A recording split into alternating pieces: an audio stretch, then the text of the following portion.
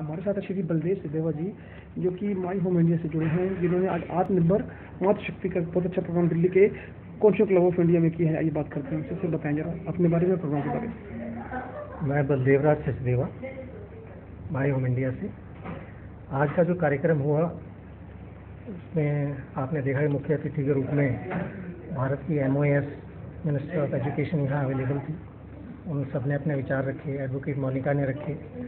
और आज का जो थीम था, जो सब्जेक्ट था, वो इंटरनेशनल वुमेंस डे, जो 8 मार्च को मनाया जाता है after UNO recognition of that day.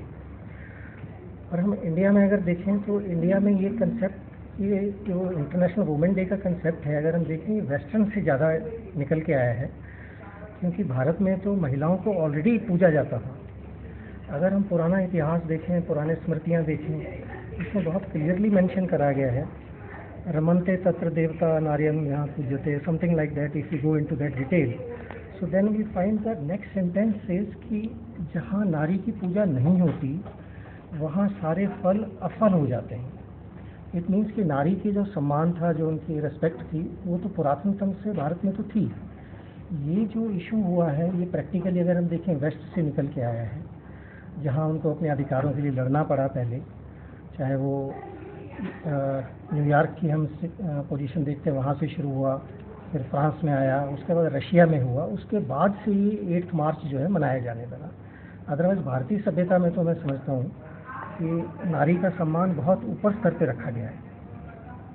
Baldev Sachdeva जी ने बहुत अच्छी बात बोली, यत्र नार्यस्तु पूजन्ते रमन्ते तत्र देवता। सर, ये बात हमको बहुत अच्छी लगी आपकी। और इसके अलावा कोई संदेश आपका जो देना चाहें भारतीय हमारे समाज को? समाज को मुझे ये कहना है कि अगर हम मेट्रो सिटीज़ की तरफ जाते हैं तो वहाँ तो फिर भी नारी की जो पोजीशन है, या उनको जो सम्मान दिया जाता है, या उनका जो स्थान है, वो जॉब भी करती हैं, पढ़ाई भी है उनकी।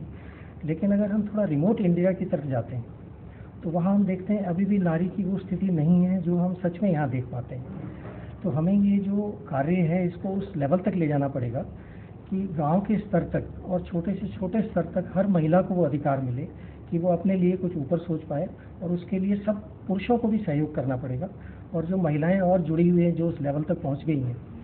बिकॉज आप इंडिया में तो देखें कि जो कॉन्स्टिट्यूशनल पोजीशन है भारत में, प्रेसिडेंट महिला रह चुकी हैं, प्रधानमंत्री महिला रह चुकी हैं, स्पीकर महिला रह चुकी हैं, डिप्टी स्पीकर रह चुकी हैं, और UPSC की चेयरमैन रह चुकी हैं, चीफ इलेक्शन कमिश्नर रह चुकी हैं।